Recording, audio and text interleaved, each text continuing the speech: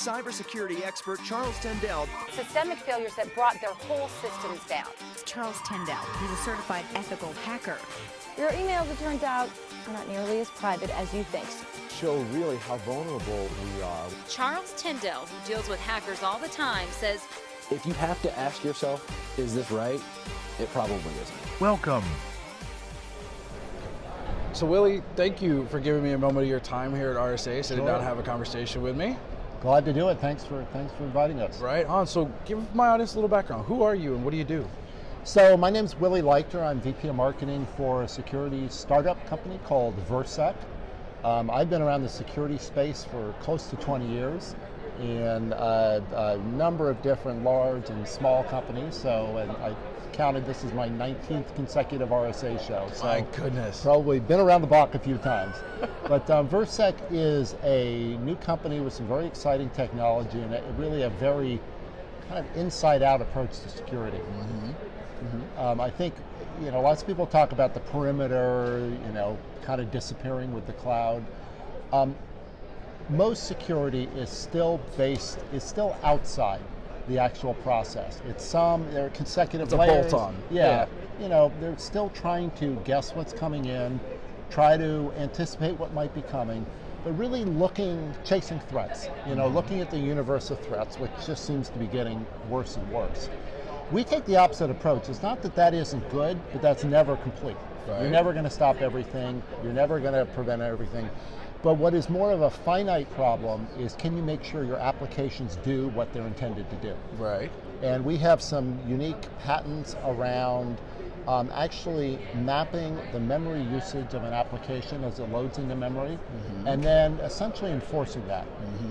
If you, it's called trampoline jumps typically from one block of memory to another. All of these source and targets are defined when the application is loaded into memory, and they don't change as long as it's live. So we create this map as it loads, and then we essentially just monitor every step as it, going to block 100, going to block 200.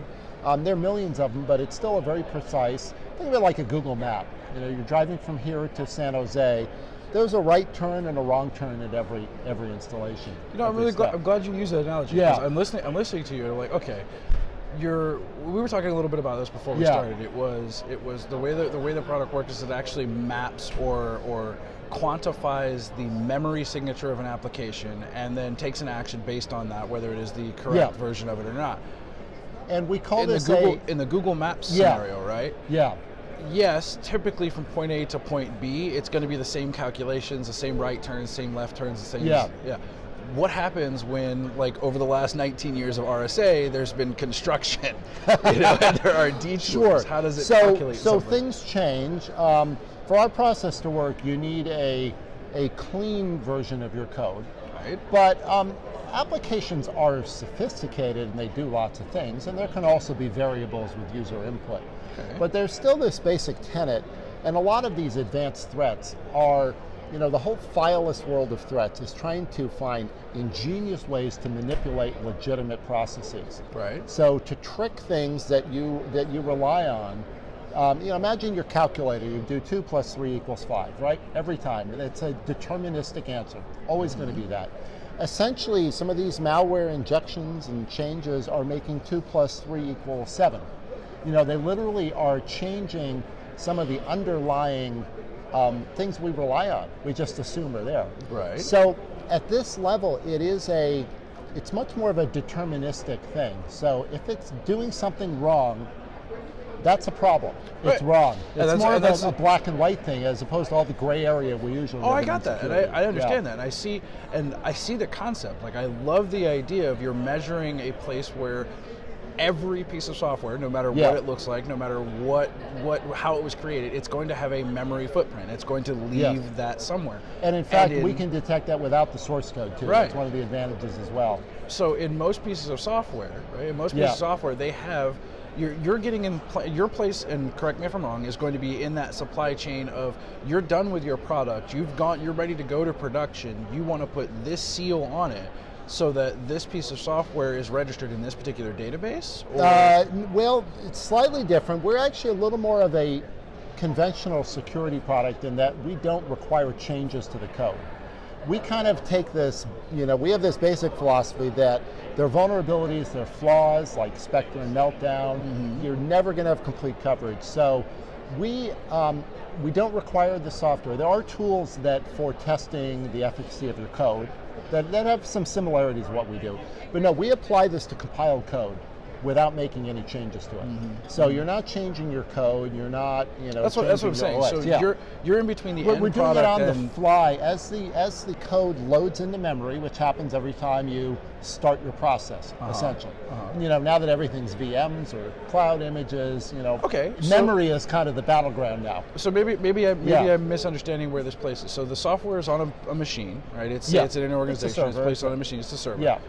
This piece of software goes to load, a memory imprint is made, that memory imprint is read by your software, and is decided, this is positive or not positive, I'm going to take an action on this. Okay, that piece of software is, that memory impact is compared against the database. How is that database updated is I guess what I'm trying to ask. Sure, so as long as every time you load your application into memory or start your process again, imagine it's a physical server, or it could be virtual. It takes about a minute when you start your program the first time. That's when those assignments of acceptable memory locations are actually made. Right. So we do this when you start the process, but the process may run, an hour, a month. As long as it's running, and most things are in runtime memory now, that app map is so it's self-evolving. The Bible. It's self-evolving. It is, yes. Okay. It's an automated process that loads every time. Essentially, as the application loads, we are looking at all these memory calls, we're putting them into our app map, and then we have what we call an app sensor. So we have a very lightweight. The challenge with most anti-malware products is you can't be too heavyweight. Right. The challenge with most. You can't be heavyweight at all. You can't be heavyweight.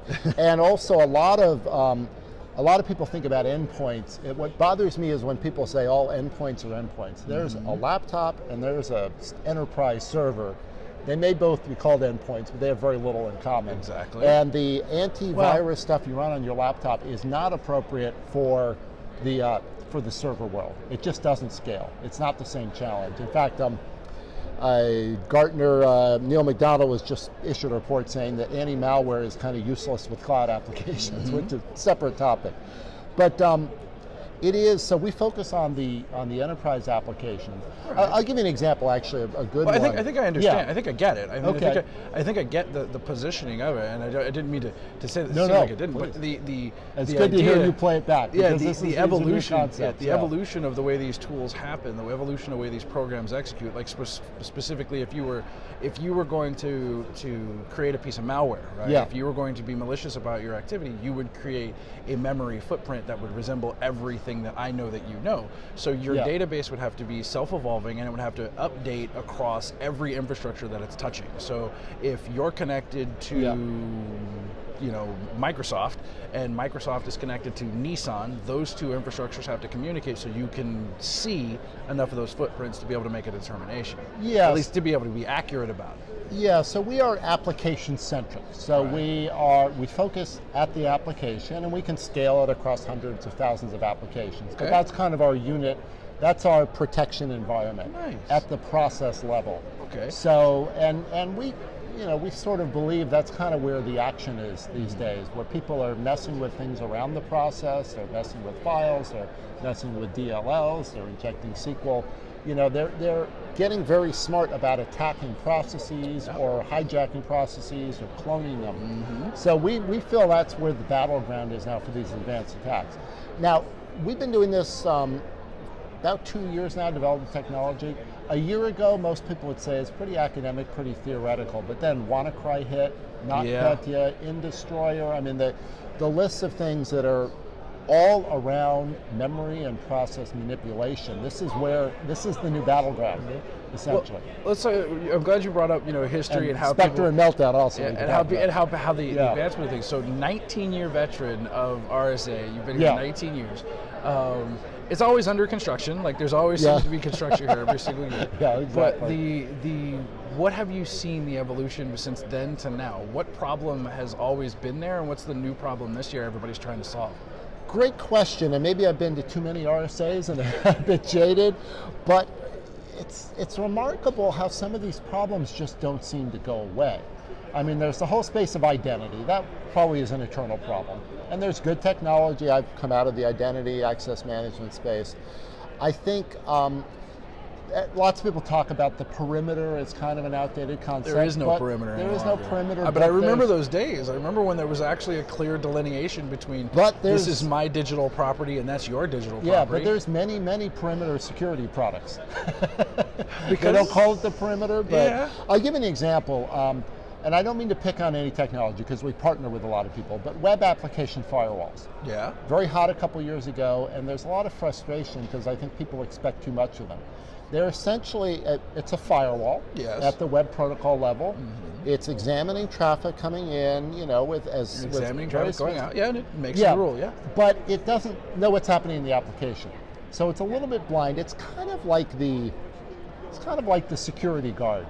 Has a checklist of who's allowed to go in, but not really has part a general of the idea process. of what looks kind of suspicious. You try to profile, but prone to false positives, right? Because the security guard, to be fair, doesn't know the people, doesn't know what the business is happening. So we feel like fundamentally the opposite of protecting from the outside is protecting from the inside. Not to sound too grandiose, but I think doing this from inside the application as close as you can get.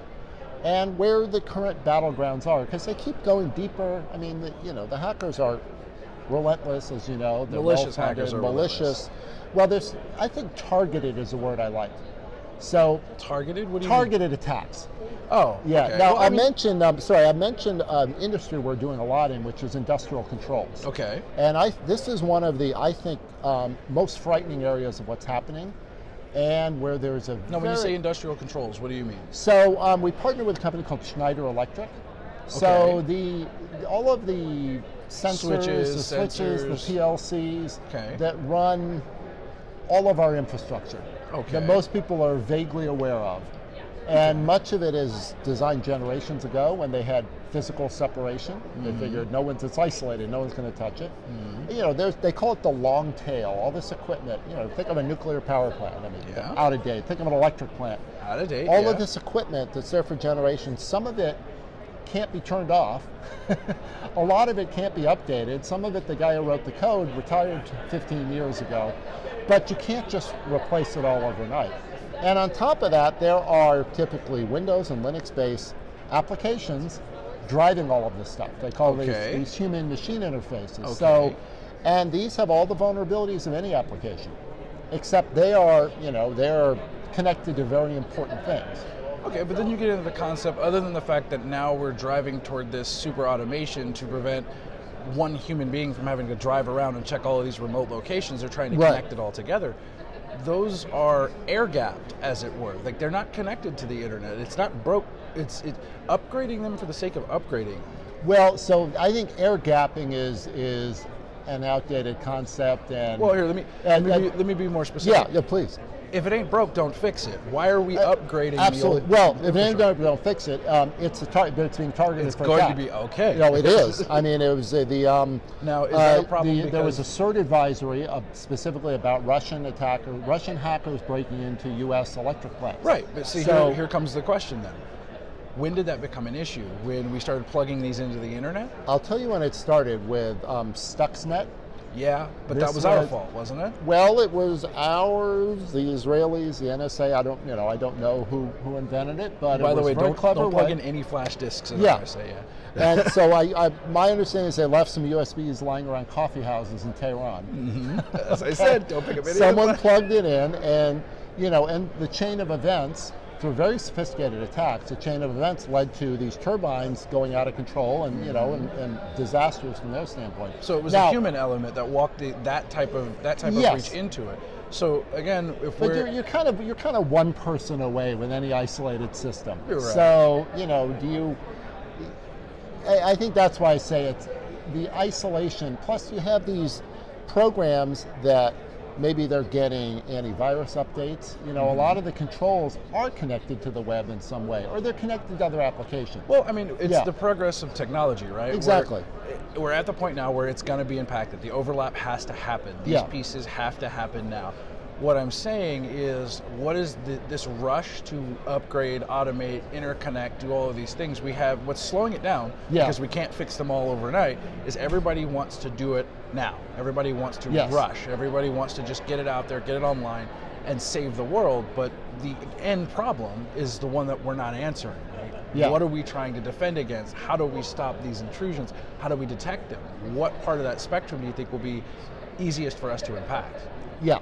And a very broad challenge. I'd say our focus, what we think is a finite problem. I like to think of some of these things as being infinite problems. Right. Every potential piece of malware that will ever come and every variant of it, that's an infinite problem. Right. I don't care how big an AI engine you apply to it, it's still infinite. Yeah.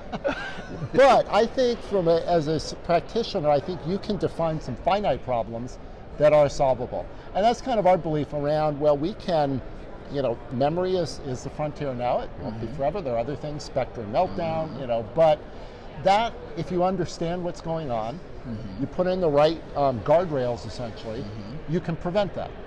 So, that's maybe not, If you channel it in one way, you can prevent it from spilling out. And if you focus on the critical part, the application that's essential to what you're doing, that's driving a lot of this automation. They're basically, lack of a better word, dumb sensors, dumb PLCs. They're not dumb, but they're, they do what they're told. They weren't built when smart was a thing. Right? Yeah, they were built when there was an idea. They do what they're told. They do it just very run well. Programs like and they measure things and they take commands. But what's driving all of that is increasingly complex applications, which are, very similar security problems we've been working on.